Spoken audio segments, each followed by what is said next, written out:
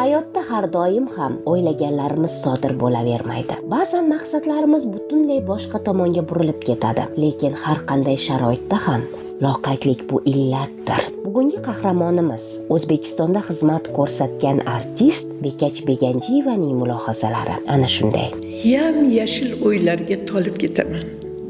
Xazon bo'lmay har yil g'olib ketaman. Garchi anduh mendan butkul begona, loqaydlardan nolib ketaman. Umidvorman, bir kun ularni ham muhabbat dardiga chalib ketaman. Borliq beri tursin, har bir yaproqqa minglab mo'jiza solib ketaman. Meni bir eslab ko'r zerikkaningda, olislarga olib ketaman. O'tib ketadi deb kim aytdi meni? Sening yuragingda qolib ketaman. Uning asl kasbi aktrisa edi. Rollari umrining mazmuniga aylanib ulgurgandi. Biroq taqdirning kutilmagan zarbalari sabab umr so'qmoqlarida biroz to'xtab qoldi-yu, yo'lida davom etdi. Bugun u Qarshi tumanidagi bolalar musiqa va san'at maktabi direktori. Prezidentimizni bayonoti bilan biza qo'yildik. Shu xizmat ko'rsatgan artistlar, xalq artistlari musiqa maktablariga yordam berish kerak degan ijodkorlar bilan uchrashuvda, lekin maktabga kelgan paytim bu cho'l edi. Maktabni 10-yilda qayta qurishganmi nimadir bo'lgan, o'shanda chiqqan maktabni toshlarni o'sha g'ishtlarni barini yerga mana shu agorodga ko'milgan. Shu bittalab terdirib mana shu yerni gulzor qildim-da birinchi vaqtda. O'qituvchilar 3 ta oliy ma'lumot bo'lgani. Hozir mana 5 ta bitirdi bu yil. 2 ta konservatoriya, 2 ta san'at instituti, bitta universitet. 24 ta oliy degani bo'ladi bu. Shulardan 3 tasi magistraturaga kirdi. Buni o'zi baxtku. Anglaganingizdek, hozirgi kunda nufuzli muassasa rahbari. Bu maskan esa ijodkor o'g'il-qizlar bilan gavjum. Kimdir raqsga tushsa, boshqasi pianino chaladi. Klassika kuylarni yaxshi ko'raman. Hozir ham Lyudvik van Beethovenga havas qilganman. Fortepianoda bizlar ko'p notalarni va boshqa narsalarni o'rganamiz. Ulardan biz kuylarni yaratishni o'rganamiz. Oston o'rganish uchun asosan nota, pauza va dinamik belgilarni yaxshi o'rganish kerak. U kuylar katta bo'lishiga qaramasdan notalarni va dinamik belgilarni bilganim uchun oston bo'lgan. Bunchalar qashshoq bor ey Parvardigor. Muhtojlikdan bo'ldi olam ko'zga tor. Bolalar och, yupun, xotinim betob. Bir yoqdan soliqlar ezvordi butun. Bormi yorug' kun, bizning ham yelkaga tegar oftob. Qayg'u alamlar ko'z yoshi to'kib, mashqum qismatiga la'natlar o'qibdir. Bundan yashamoqdan o'lgan ham afzal. Haydasan ey ajal! Amaliy san'at guruhidagi shug'ullanuvchilar esa oq qog'ozga ustozlari yordamida surat chizishmoqda. Rasmning chiroyli chiqishi albatta muhim. Dunyoni keng ko'rishdi, ranglarni bir-biridan farq qilishini, dunyo qarashlari keng bo'lish kerak-da. O'zi farq qiladi o'quvchilar kelgan paytda, musiqa ham shunday, rassomchilik ham shunday, boshqa o'quvchilardan farq qiladi-da. Ularning dunyo qarashi keng bo'ladi, nigohlari o'tkir bo'ladi, qandaydir aytmasizdan ham his qilishadi-da gapni oldindan. Rassomlar kam gapiradi, chunki ularning xayoli, o'ylari faqat miyasida o'zi bilan suhbatlashib, nima qilishga, qog'ozga tushirishga harakat qilishadi-da. Tasvirga olish jarayonida o'tkazilgan tadbir tufayli ota-onalar bilan suhbatlashib, ularning fikrlariga qiziqdik. Ustoz O'zbekistonda xizmat ko'rsatgan artist unvonini olganliklarini eshitdim. U kishining 52 yillik stajlari borliklarini eshitib, juda xursand bo'lib, qizimni ishonib shu yerga olib keldim va xato qilmaganimga yana bir bor amin bo'ldim. Mana shu maskanga kelganimda hech bu yerni tark etgim kelmaydi. Chunki bu yerning jamoa tarkibi juda ajoyib. Kirganingizda bir katta oilaga kirgandek bo'lib qolasiz. Yuqorida zamondoshimizni teatr aktrisasi dedik. Muloqot davomida u hali ham sahnani sog'inishini aytdi. Sahnani sog'inaman. Rollarim o'qib yotaman, rollarimni o'ynagan rollarimni eslab Men Toshkentga bir yaqinda borsam, bir kishi meni ko'rib qolib, siz eslaysizmi ko'r qizni o'ynagandingiz deydi. Biz hammamiz yig'lagandik deydi. Oqibat spektaklni o'ynaganman. O'shanda Manzurani o'ynaganman, ko'r qizni. Ya'ni bolasi bo'ladi, keyin bolaga aytadigan monolog bor edi.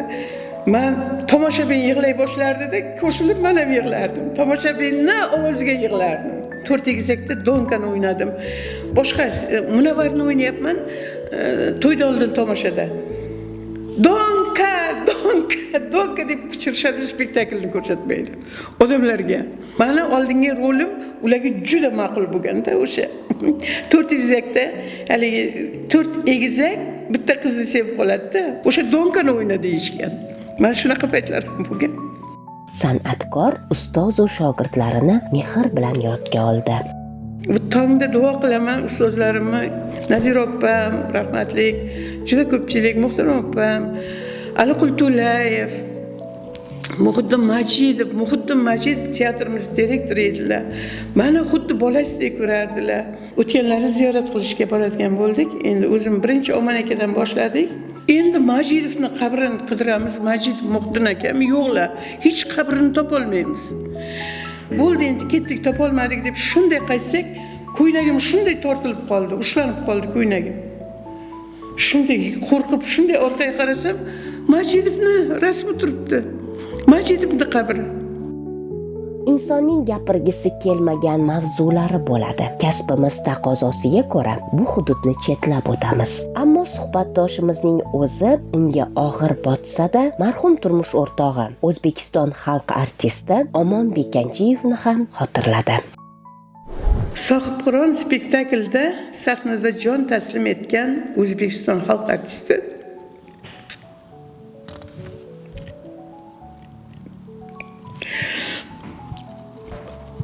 Omon Bekanchiyev xotirasiga. Siz yo'qsiz faqat. Kunlar ham o'tmoqda, sudralib bot-bot. Termulib kimdandir kutilib najot. Dillarga hamrozdir bardosh va sabot. Akajon, saflarda siz yo'qsiz faqat. Yana bahor kelgay, yashnar qir adir, sal barham topganday qimmat va qadr, bir qarich cho'kkanday sizning teatr. Akajon, saflarda siz yo'qsiz faqat. Qahramonimiz bugun pyesalar sahnalashtirayapti, kitob yozayapti. Jamoat tadbirlarida faol, vazifasiga mas'uliyat bilan yondashayapti. Bolajonlar esa jon o'tila. Bilasizmi bolalar qanday qiladi? Mana to'g'ri kirib keladi. Hammasi mana qizlar, o'g'il bolalar ki men bir narsa yozib o'tirgan bo'laman. Ha, kel jonim, asalim, ha deyman keladi-da. Mana bunday turadi mana bu yerda. Shunday qilib qarab turadi. Men shu yerda turib, unisi uyda turadi. Hozir bitta shogirdim men shu yerda o'zimda o'qigan. Madaniy bu yerda aktyorlikdan ham dars beraman.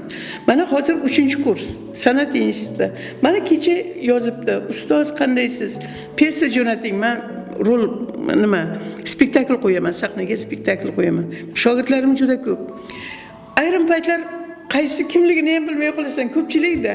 Meni fikrim, baxt bu bola, baxt bu oila, baxt bu mukammal rivojlangan davlat, baxt bu do'st, baxt bu ilm, bilim, dunyodagi hamma yaxshilik baxt.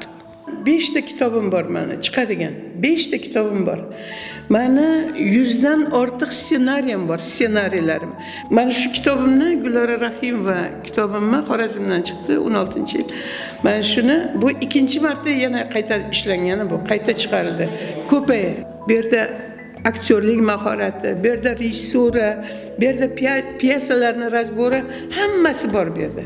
Shu kitobni Xorazmda yozdim, o'sha yerda otpuska paytlarim yotib, oldindan endi bu qilib boshlangan. Bekach opa rahbarlik qilayotgan ijod maskanida o'g'il-qizlarga avval nazariy, keyin esa amaliy mashg'ulotlar olib boriladi. Barmoqlari bilan kuy ijro qilayotgan qizaloq, e'tibor ila skripka chalayotgan iste'dodlilar mahoratidan zavqlanasiz.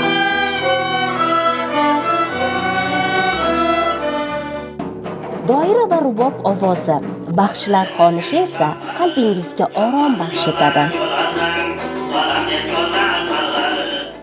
Psixologiyada shunday tushuncha bor. Siz qanday bo'lsangiz, atrofingizda shunday odamlar jamlanadi. Qarashlarimiz, maqsadlarimiz faqat yaxshilikka xizmat qilishi kerak. Qahramonimiz ham shunday bo'lishga intilayapti va buni uddalayapti ham.